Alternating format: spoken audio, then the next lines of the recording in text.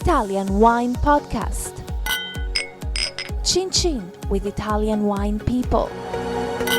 This podcast has been recorded during Vi.Vite, an event organized by the Alleanza delle Cooperative Italiane, the Alliance of Italian Coops.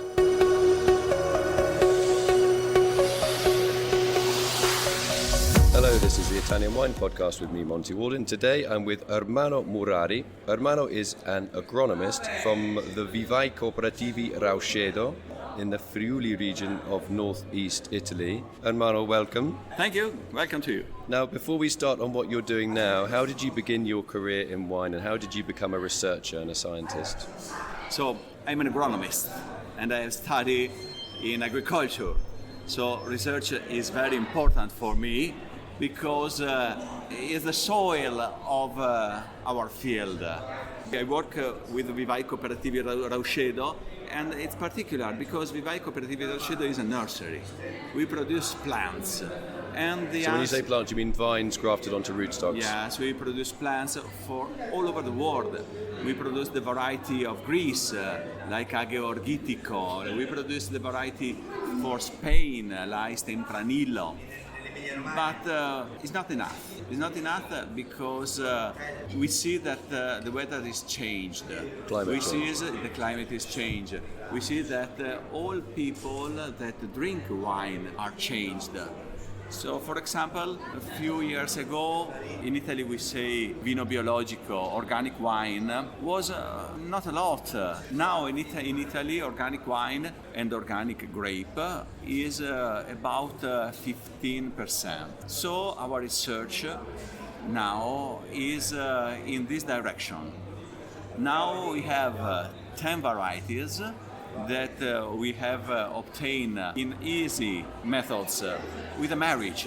We have a marriage with a variety international like Cabernet Sauvignon, like Sauvignon Blanc, and other varieties from Caucasus, from the Caucasus. Yes, from America. And the variety from America are strong disease resistant. So this is the American vine species, everybody, and the European vine species is Vitis vinifera. Yes. An American vine species. I make a marriage. Okay, a crossing. And I hope, yes, is. A marriage is okay. We can talk about Italian, very romantic. Yes, I prefer to use words that everybody can understand. Because if I say a marriage, people understand that is normal. If I say the technical word, people think maybe there are OGM, maybe there are the genetic technique inside DNA. No. So OGM is just the Italian way of saying genetic modification. It's forbidden in Italy to use OGM. So it is a normal marriage. We have made this marriage, we have controlled very well, and now we have 10 varieties that are very strong with against all the disease of the grape. So normally we use 15, 16 spray in the grape, and now you can use 2 or 3. So 2 or 3 sprays instead of 15. Is enough. So what are the names of some of these marriages that you've created? What are the husbands and the wives? What are they called now? We call this variety. Do you know the name of the variety? Well, what are some of these names? If I go into a wine shop and I want to buy some of these, okay. what are they called? For example, if you go now it's normal. If you go in Trentino, Alto Adige, it's normal. You can go to Cantina di Mori, and there is a wine that is named Victoria, and you look in the bottle, there is Solaris, there is Aromera. In the future, so Solaris is a red or a white grape? White. For example, there is a wine, the name is Di Vento. Di Vento in Italian, it means I became. Di Vento is of wine, and Di Vento is made with this variety. It is a wine produced with Cabernet Eidos, Cabernet Volos, Merlot Cordus, Merlot Cantus, and this variety are strong. But we want to say with this wine that the grape have a lot of respect of the field, of the climate, of the weather. And if you buy this wine, we give the money to people that need help. So we help the weather and we help people. So you help the climate. This new wine. Okay. So when you say only a couple of sprays, these disease-resistant varieties, how much? If I have, say, a plot of, for example, Merlot, 1 hectare of Merlot, and then I have 1 hectare of, say, Cabernet Eidos, which yes. is a disease-resistant red grape. How many sprays would I normally make on the Cabernet Eidos. on the Cabernet Eidos compared to, say, the Merlot Yes. or the Cabernet Merlot, Sauvignon? for example, in Verona, I come from Veneto region. In Merlot, normal, 15. 15 sprays. 16. Cabernet Eidos or Merlot Chorus, 2. So that's no a more. huge saving in terms of tractors, in terms of compaction, labour, everything. Yeah, I save money and I save the climate. I save the soil because I use less the tractor. Do these wines taste the same as normal wines? So I don't want to. Some people call these grape varieties hybrids, and they think, well, that sounds a bit scary. Sometimes I like to play with the wine, and I use, for example, 2 bottles. 1 bottle of normal Merlot and 1 bottle of Merlot Chorus. And you taste, you don't know what is one and what is the other. And then I ask you, usually I make with friends, with enologists also too, and they say, now you have to say to me what is the resistant, what is the new variety, and what is the original Merlot. It's impossible. The percent is 50-50. 50% says, okay, for me the number 1 is the original Merlot, and for me the other. So it's impossible now to recognize the original variety from the new variety resistant. What about in terms of the media and consumers? Will they be, if they walk into a wine shop and they see Merlot, they know what they're going to get? If they walk in and they see Merlot Eidos... Now we are starting.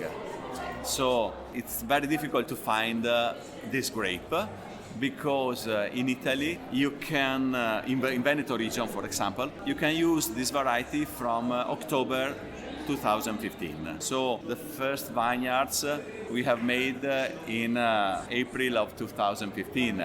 The first grape is this year. Maybe in the future it will be very easy to find this wine. Now it's very easy to find in Trentino Alto Adige because Trentino Alto Adige started 6-7 years ago.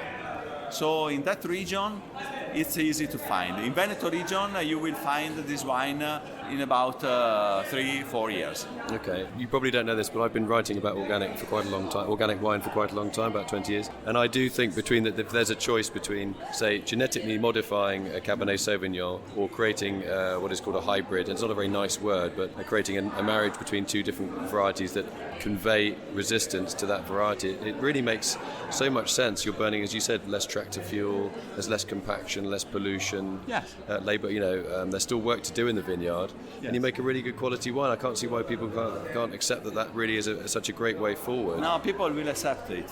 You think people will? Yes. You're optimistic? I really. What is the reason for your optimism? Because people, for example, when I started to work more than 20 years ago, people don't want the organic wine. I don't know what is inside, I don't know, maybe the wine is not good, I don't know. But people are not stupid. So now people understand that organic wine is very good with the taste and very good for us, for the planet, for the respect of the nature. People will understand that these varieties are not OGM, are not a monster, and will understand that wine will be more natural, there will be less spray. Less pollution. Yes. I'm sure that people are not stupid. So if I walk into a vineyard, if you take me to your vineyards and half of the vineyard is, say, Merlot and half of the vineyard is Merlot Eidos, will I see a difference in the colour of the leaves or in autumn maybe? No, it's particular. It's a very good answer.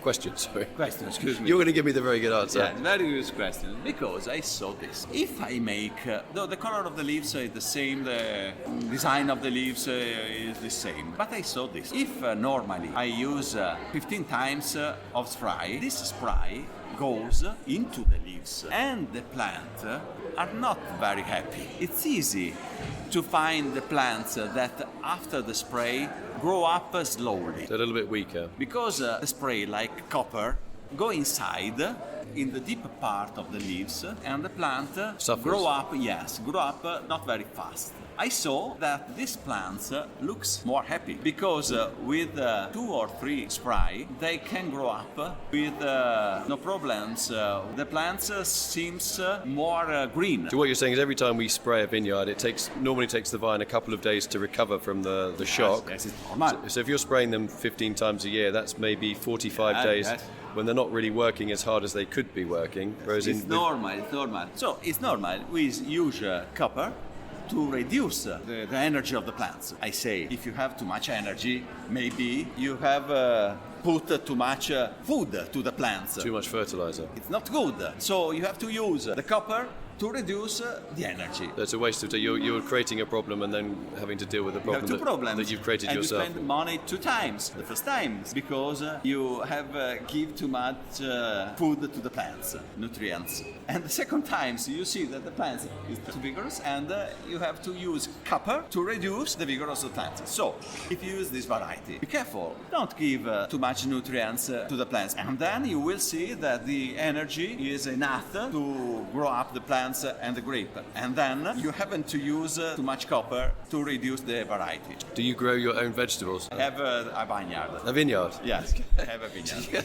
So you work you come home at the weekend and you're not going to go and play golf, you're not going to go watch the football. I produce Soave. Oh, you make Soave? Yes. Okay. I hope that you come to find me. And you under your own name as well, or do you don't send your grape? No. I produce Soave for me and for my friends. Okay. And, So what do you have? Garganega? Garganega and Chardonnay, and I give my grape to Cantina Sociale di Soave. Which is a monster, a huge, great It's very great. behemoth. If you come, you will taste my wine that I produce just for the friends. Okay, I've got one final question for you. When you were small, were you always fascinated by plants and by agriculture? What did you think? Did you think you were going to be an astronaut or a football player, or how did you get into this field of work? My father was a doctor of the man. A general practitioner, Yes. a medical doctor. My mother was a painter. We have an art gallery. Now I've understood everything. You've got the artistic side and you've got the scientific side. And I'm an agronomist. So when I was very young, I like mountains. Nature, very wild. I have to say that in Italy it's very difficult to work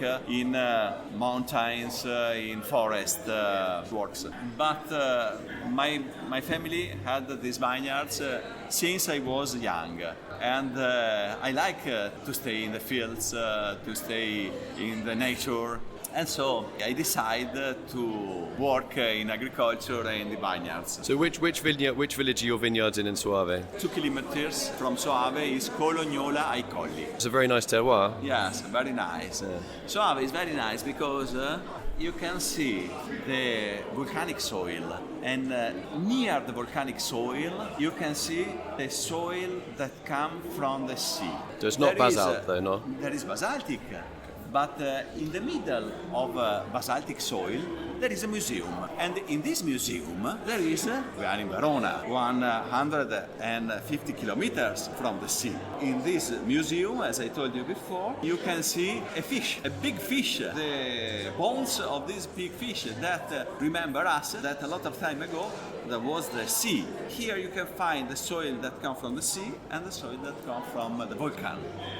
Together. Yeah, nice little blend. Ermanno MuRari, thank you very much for talking to us today about your projects with these disease-resistant grape varieties, and I do hope to taste 2 bottles of wine with you at some time in the future. One a disease-resistant variety, and one a bottle of your Soave.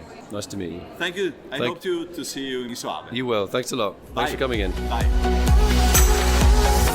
This episode has been brought to you by Vinitaly 2018, taking place in Verona from April 15th to 18th. Vinitaly is the wine exhibition that helps you discover and get to know Italian wine and features over 4,200 wineries. Follow Italian Wine Podcast on Facebook and Instagram.